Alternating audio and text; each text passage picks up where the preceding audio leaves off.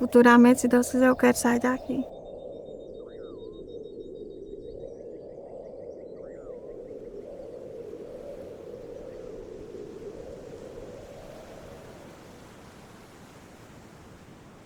Ah, mudou demais. Quando eu era criança, a minha infância foi em cima do Morro do Careca.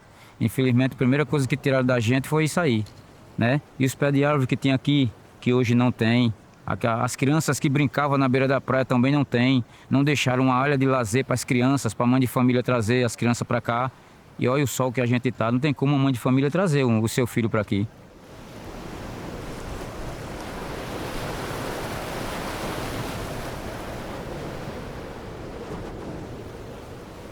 Grande parte da população mundial vive na zona costeira, ou seja, as grandes cidades, as cidades médias, as cidades pequenas, que muitas vezes são referência de centros urbanos, eles estão associados de alguma forma à orla marítima, à zona costeira. E é isso que nos causa mais essa preocupação com os efeitos que as mudanças climáticas tem nesses ambientes, né? E é isso que eu acho importante, porque as mudanças do clima, nós temos continuamente ouvido falar disso aí nos últimos 5, 10 anos, estão muito relacionadas à temperatura do ar, né?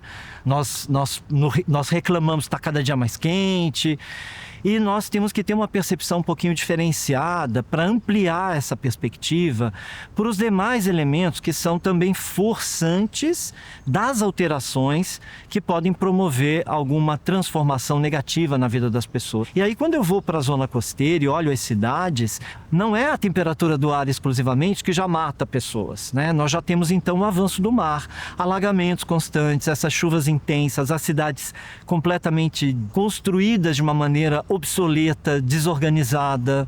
E na zona costeira nós temos percebido a inundação do mar, né? Além de você perder território, né? A gente perde terreno, a gente perde infraestrutura, né? Natal foi muito famosa alguns anos atrás pela perda do seu calçadão de Ponta Negra, que era um local de recreação importante, de venda turística para todo mundo, né? E ali existia um calçadão que foi destruído pelo avanço do mar em uma noite, né? E a partir daí se começou um estudo mais rigoroso, nós colocamos o impacto do clima nisso, né? Essas ondas, essas forças oceânicas que avançam cada vez com mais força, com mais energia sobre as cidades, elas vão chegar a encontrar um ambiente despreparado que não foi construído na perspectiva dessas forças cada vez maiores e mais intensas. E isso é um grande problema, porque as cidades vão ser inundadas, nós vamos perder território, as pessoas vão perder suas casas, nós vamos perder infraestrutura pública e privada, que muitas vezes são de grande importância para a socioeconomia daquele espaço. Eu não tenho nada contra a engorda, certo? Mas veio muito a prejudicar a gente. Em termos do que essa barreira que está formando, que a gente não pode colocar os barcos para cima, né? Os barcos estão se acabando. Infelizmente, eu preferia a praia que a gente tinha, mas isso não vai voltar mais, né? Tinha aquelas árvores na beira da praia, né? A gente tinha tudo aqui. Hoje a gente ficamos aqui no sol quente, né? Que nem eu estou agora. E, enfim, a gente não tem nem como fazer. Prometeram muito aqui a gente, né? Engorda uma cabrita para a gente colocar os barcos da gente para baixo, mas agora a gente está precisando de 10 pescadores, ainda bem que agora os pescadores se uniram e todo mundo está ajudando um ao outro, né? Que a gente depende da pesca, que até aqui o que prometeram a gente não chegou ainda. A gente faz uma engorda, mas a gente não prepara o terreno de maneira apropriada. E a gente espera que o mar não retire a areia. Eu falei, pronto, a gente está tentando fazer alguma coisa impossível. Não dá mais para negar a questão climática. Fazer isso é você levar a população ao suicídio. E a responsabilidade disso está na gestão, porque eles é que estão com a caneta para fazer assinaturas, com a pressão política para tomar as decisões, que muitas vezes vai afetar a vida de toda uma comunidade para várias décadas. E se chover e o mar avançar tudo ao mesmo tempo, o que vai acontecer com a cidade, né? Como nós vamos ver? É o que nós vimos no Rio Grande do Sul, né? E aí, o que a gente faz nessa hora? Então nós precisamos de uma decisão de gestão na perspectiva do clima e dentro da visão do prognóstico. A gente precisa olhar o futuro e dizer assim, poxa, como vai ser lá? A gente tem dados que nos levem a ter pelo menos uma ideia. E hoje a ciência oferece isso de uma maneira ainda cheia de incertezas, mas há uma perspectiva de levar essas pessoas a não negarem e, ao mesmo tempo, usarem essas informações para a gente encontrar soluções mais adequadas para o futuro.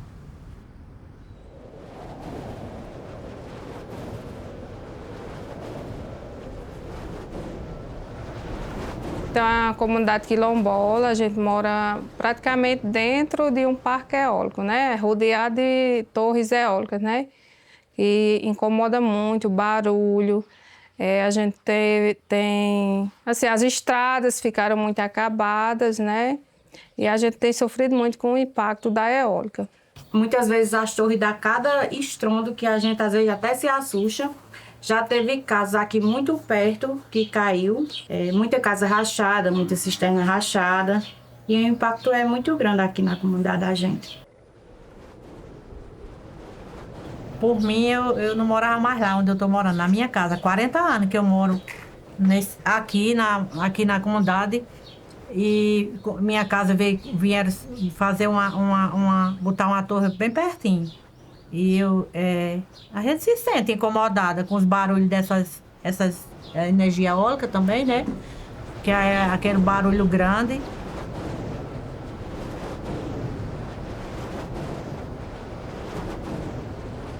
Na época que o rapaz veio fazer a entrevista com minha mãe, que o terreno é dela, só a casa é minha. Eu falei que não queria, mas ele disse que como vinha na linha, não tinha como desviar para outro lugar, tinha que ser aí mesmo. Mesmo que eu não quisesse, iam colocar aí mesmo. Mesmo que minha mãe não aceitasse, eu não aceitasse, ia colocar aí mesmo. Ele falou assim, não vai ter impacto com você não. Não vai ter não. Eu disse, não, vai ter. Porque além de ser alta, faz barulho e é perigoso, né, para minha casa, porque só é 20 metros. 20 metros de distância. Eu acho que a casa mais perto que tem dessa torre é a minha. Eu me acho prejudicada. Ele chegava para cavar, não queria nem saber. Danava a máquina lá, enchia tudo de poeira, era criança, era tudo adoecendo. Quando ele chega de repente aqui para colocar essas torres que o povo tinha plantado, eles passaram a máquina por cima da mandioca, do feijão, de tudo. Fecharam tudo de cerca, o povo não podia entrar. Trouxe até a polícia. Trouxeram até a polícia para o povo não poder entrar dentro da terra aí que o dono vendeu, né? Meu pai falava muito que quando eles vinham para comprar as terras, né? Trocava por um quarto de bode, por uma banda de rapadura, trocava por besteira, né? E como eles precisavam, né? E se iludia também, acabava aqui vendendo. É que a fome era muito grande. A fome. Até pai dizia muito que até por uma cuia de farinha, que nesse tempo era cuia, eles trocavam. Eles estão querendo fazer mais reuniões para vir colocar mais torres aqui dentro da comunidade. E aonde é que vão colocar essas torres?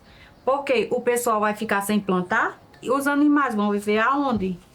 Como é que a gente vai viver dentro da comunidade? Já tem muita torre eólica, muito parque eólico aqui dentro. E o que a gente está sabendo é que eles estão vindo fazer mais reuniões para colocar mais torres. E como é que a gente vai viver aqui?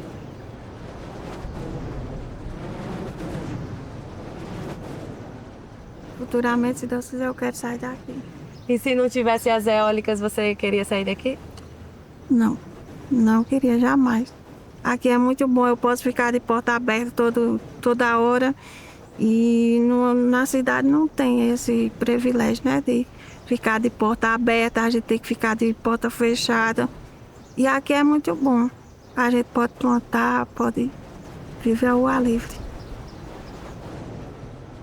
E uma das estratégias adotadas pelo governo brasileiro, pelo governo do estado do Rio Grande do Norte, é um movimento oposto ao de conservação da natureza, de recuperação desse solo e dessas matas, incentivando a territorialização dos grandes empreendimentos de energias renováveis, que nas comunidades tem provocado um processo muito violento e muito devastador da natureza e dos modos de vida dessas comunidades. É um processo coordenado pelo Estado, é um processo que atende aos interesses dos grandes empreendimentos multinacionais e é um processo que não leva em consideração as demandas das comunidades. Quando esses empreendimentos chegam, que eles expulsam as comunidades, eles exploram os trabalhadores, eles adoecem as pessoas. E a gente vê novamente a reprodução desse modelo racista, agora com um discurso sustentável.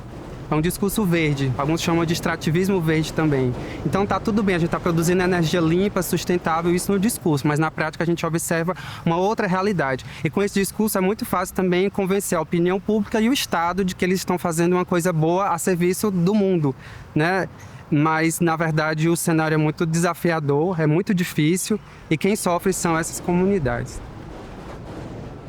Nós estamos agora numa situação de emergência climática e eu fico preocupado quando se diz que esse tipo de energia, onde se derruba milhares e milhares do nosso bioma caatinga, né?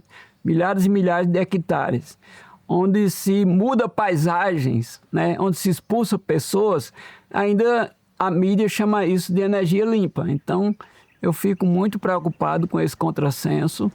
E acho que a nossa missão é não só dizer que isso não serve, mas apontar caminhos, né? Então, eu acho que há outros caminhos onde a energia pode ser produzida com menor impacto, porque não existe intervenção humana sem impacto, né? Mas há um outro modelo que nós chamamos de distribuído ou descentralizado, que gera menos impacto, que a energia fica para os territórios, fica para as famílias que ali moram, e não geram divisões.